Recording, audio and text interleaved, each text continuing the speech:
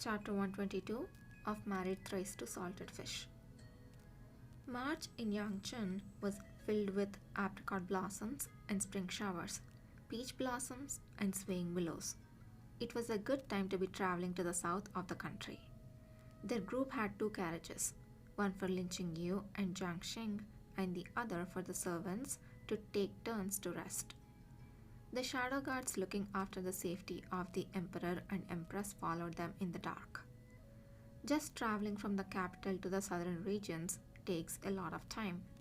The carriage needed not only to be comfortable but also had to have some entertainment to relieve boredom. Lin Qingyu and Jiang Xing's carriage was extremely spacious, big enough for two grown men to fully lie down. The inside was covered with cushions. It was outfitted with a teapot with some fruit and preserves to satisfy their food cravings, and also a small sized bookcase with paper and brushes, some medical books, and novels. Lin Qingyu wanted to pass the time by reading, but Jiang Xing insisted on teaching him to speak Cantonese and wouldn't let him off. He had a highly retentive memory and instantly remembered things he'd seen. The same went for things he'd heard. While they were in the palace, Jiang Xing had taught him to read and write the characters of his hometown. With the Dayu's characters as foundation, he easily mastered simplified characters. During their usual days, when the two of them would chat with Shao Songxi, Jiang Xing, hating anything troublesome, would fall back on using simplified characters. Thus, even Shao Songxi had learned to understand simplified characters. Now, Lin Qingye spent a little time learning Jiang Xing's native dialect, and by the time the carriage arrived at Yujiang, he was able to have a simple conversation with Jiang Xing in Cantonese. Qingyu, say that again, the one I taught you just now. Lin Qingye said unhurriedly. I hecking love ya. Jiang Xing was amazed. You're so talented. There was nothing awkward about his accent. One who didn't know otherwise would think that Lin Qingye was born and bred in Jiaoshao. I think Jiaoshao? I don't know. Lin Qingye said lightly. His Majesty must have misspoken. The world is so vast. Is there anything I do not have the talent for? Jiang Xing gave a thumbs up. Damn it, you almost had me there. If you go to my hometown and take the college entrance examinations, the college entrance examinations is kind of like the imperial examinations. You would most definitely take top spot. Lin Qingyu said modestly. This insignificant skill of mine is nothing to speak of. Then I have to play a song for you. Jiang Xing picked up the qixin beside him. The title of the song is Lonely is the Unmatched. Having had his fill of playing around, Jiang Xing started to feel sleepy. Lin Qingye generously lent him his lap as a pillow. When Jiang Xing woke up, it was already dusk. Lin Qingye maintained the same sitting posture as when he had fallen asleep, with a chess piece between his fingers, playing one-man chess. The glow of the setting sun sprinkled over Lin Qingyu's shoulders, making his face seem aglow. Even his hair seemed to take on the golden hue of the setting sun. Probably in order to fit with the beautiful spring scenery, Lin Qingye wore a sky blue corseted robe today. With eyes lowered, lost in thought, he looked like a naturally carved jade porcelain figure. Jiang Xing spent a long time simply appreciating the sight of him. His heart seemed to have been ignited by the setting sun. Lin Qingye noticed his rapid breathing and looked at him. You're awake? Lin Qingye touched Jiang Xing's cheek with the back of his hand. Are you thirsty? Jiang Xing grabbed his wrist. Eyes twinkling, he said quietly. Qingyu, I kind of want to. The two of them have been married for a long time, and they shared a deep mutual understanding. With just one look from Jiang Xing, Lin Qingye knew what he was thinking. Lin Qingye could vaguely hear the conversation between Sha Songxi and Hualu outside. The look in his eyes was clear. Don't even think about it. We are in a carriage. Jiang Xing just laughed. Don't be like that. I can't even think about it. I'm not going to do anything. Lin Qingye sneered. You want to use your imagination to bet me again? Oh, that's right. If you hadn't mentioned it, I would have forgotten that I still have this skill. Jiang Xing put his hands behind his head, imagining. Just listen. There is a rustling sound. It's me lifting the hem of your clothes. Immediately, you feel a slight chill. My hands has reached in and is pressing against your soft spot. Our lips meet and my palm starts rubbing slowly. Lin Qingye supported his forehead. His Majesty is so talented that you didn't turn your considerable talents to writing romance novels is a true loss for this world. Jiang Xing's lips curved into a smile and he said, Then, have you come yet? Oh my gosh! Lin Qingye was very supportive. 3 times already. Oh my gosh! Jiang Xing said boldly, Well, I have come.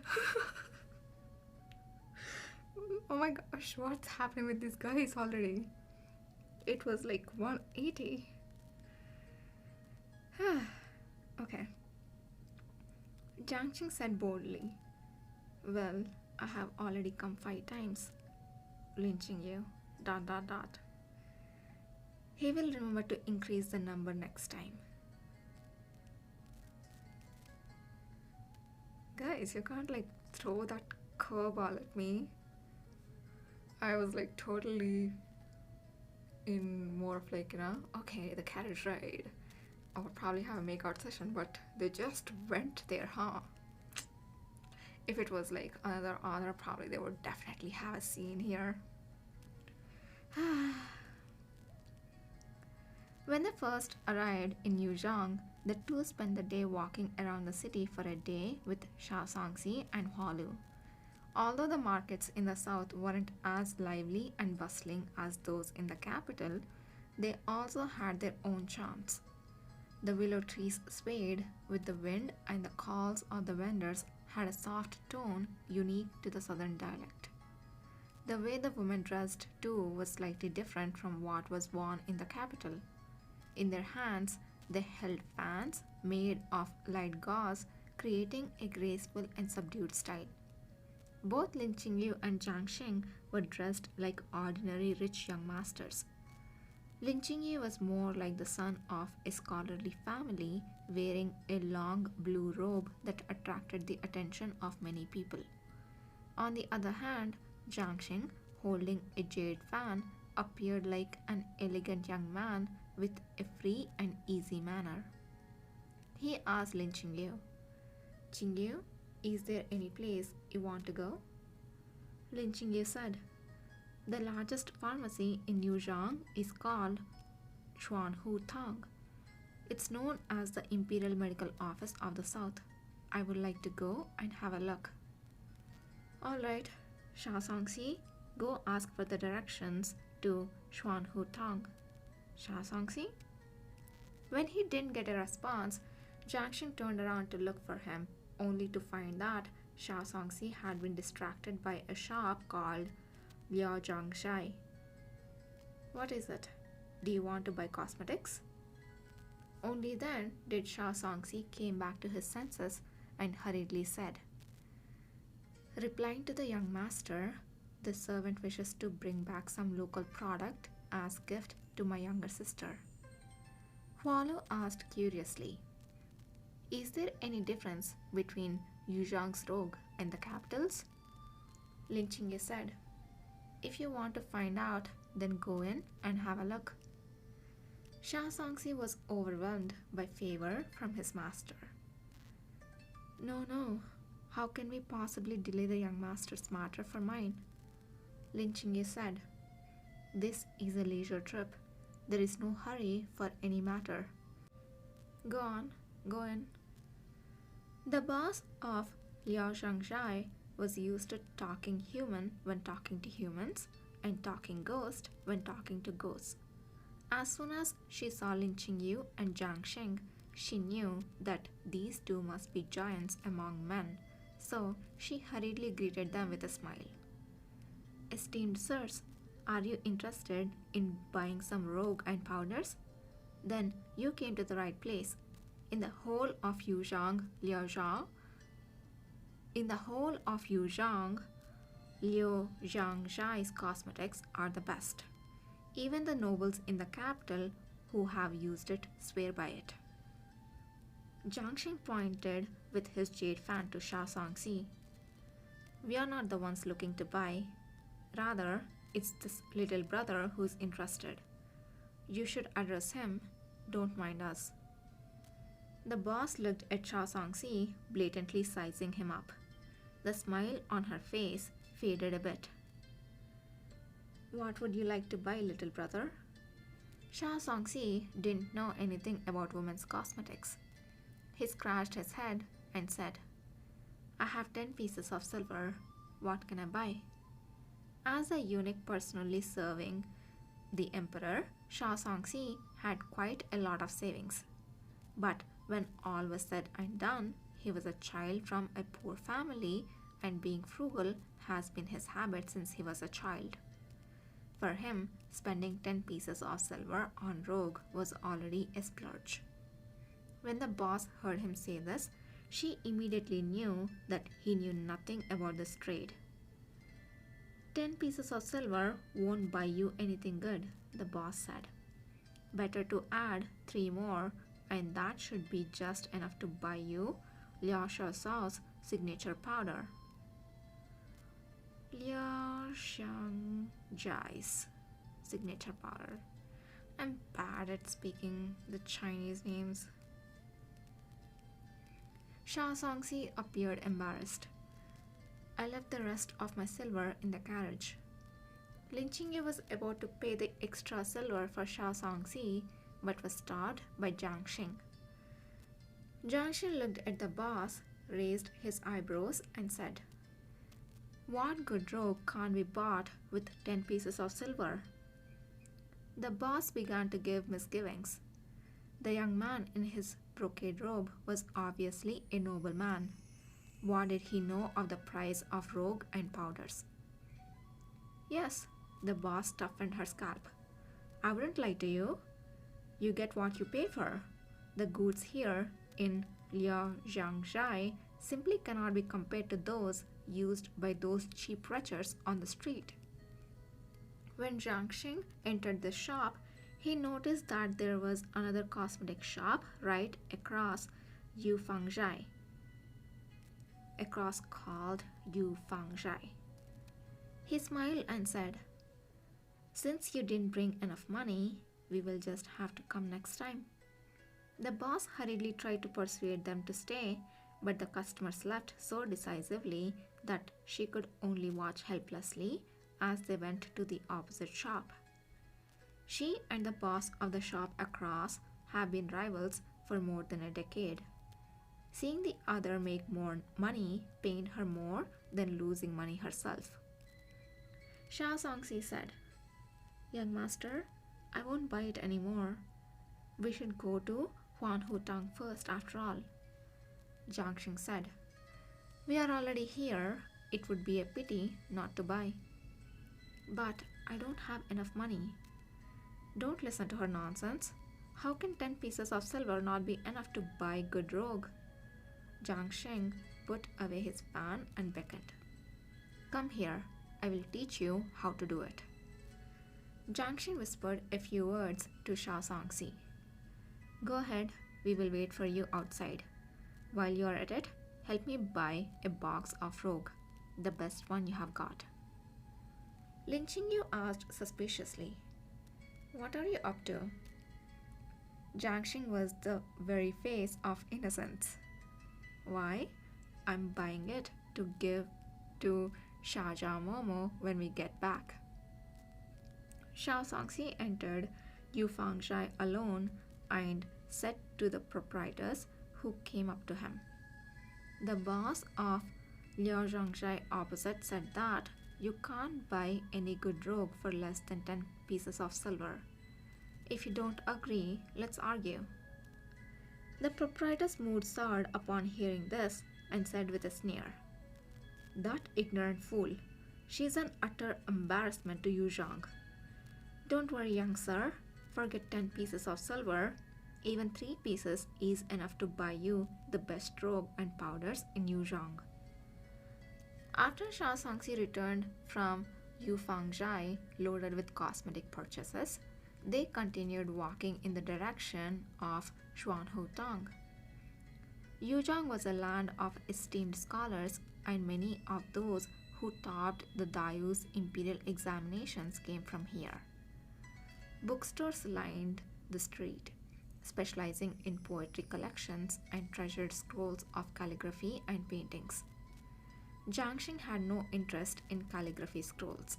If he wanted, he could have the world's most talented scholars write for him every day. He randomly picked some books to pass the time on their journey and asked Sha Songxi and Hua Lu to take them back to the inn where they were staying the night. Lin Qingyi spent a long time in the Xuanhutang conversing with the doctor in charge and the errand boy who was in charge of collecting medicinal herbs for them. He also talked with the man who sold their medicine, and while he was there, he even dispensed medicine for a patient suffering from a cough. He claimed to be a student of the Imperial Medical Office here in Yuzhong to study. Most of the Dayu's doctors aspired to join the Imperial Medical Office, and he, being such a beautiful doctor, who would dare to slight him? Who could have the heart to slight him? They walked around the city almost the entire day, and when they returned to the inn that night, not to mention Jiangxin, even Lin Qingyu felt a little tired.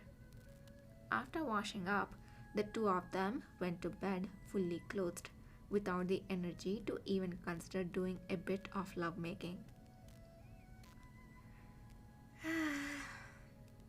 They are depriving us of lovemaking. Seriously. Come on! Early the next morning, Jiangxin, as was his habit, turned to hug the beauty when he was unexpectedly met with thin air. Qingyu? Jiangxin opened one eye and saw Lin Qingyu sitting in front of the mirror with his hair tied back. He opened the other eye. What are you doing? Today, I plan to go up Guangsu Mountain, Lin Qingyu said. The herb collector in Zhuanhutang said that there are many medicinal herbs unique to Yuzhong deep in the forests of Mount Guangsu. I'm going to try my luck. Maybe there will be a pleasant surprise waiting for me. Jiangxin couldn't believe it. So, we are going out today? Lin Qingyu asked strangely. Otherwise?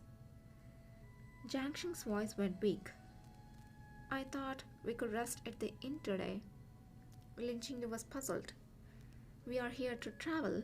If you want to just rest in the inn, why would you even come out? Wouldn't it have been better to rest in the palace? Jiangxin had no way to refute. He fell back down and laughed. Yesterday, we walked at least 20,000 steps. My legs were about to break. Today, you want me to climb a mountain? You're out for my life, aren't you? The honeymoon I imagined is the kind where we walk at most 10,000 steps as you and I stroll along the beach. I am more of a Jiangxin type. If I go on a vacation, it is to relax. And I think Lin Jingyi is more of a, packed schedule. I'll do this. Oh my gosh. I guess I am also a salted fish. Damn. Lynching you ruthlessly shattered his beautiful fantasy. There is no sea in the south. Jiangxin looked wretched. Along the lake is fine too. I'm not asking for much. Lynching you sighed. Then how about you stay in the inn to rest? Jiangxin frowned. But I want to stay with you. Seeing Jiangxin so conflicted, Lin Qingyu too began to feel conflicted. Of course, he wanted to stay with Jiangxin as well, but Jiangxin looked so much like a dead fish, tired and paralyzed, like his legs would break if he walked a few more steps. It would be too cruel to make Jiangxin come with him up the mountain to collect herbs. Lin Qingyu thought for a while and, testing it out, said, I also want to stay with my Lao Gong. Jiangxin ... Lin Qingyu pretended not to know what effect this had on Jiangxin. What kind of expression is that? Jiangxin's Adam apple bobbed. He said, That's not fair. The corners of Lin Qingyu's lips ticked up and he asked, Does Lao Gong have the strength to walk now? Jiangxin assessed the strength he had in him and said in resignation, It seems I have. The author has something to say. Do you think there would be something exciting when you saw Lin Qingyu and Jiangxin's carriage was extremely spacious, big enough for two grown men to fully lie down? The inside was covered with cushions. I wasn't thinking anything. I was just thinking a little noise proofing, thing would be nice for a carriage so that they can enjoy their honeymoon as every other couple, making out, doing some naughty stuff here and there. Author is such a freaking tease.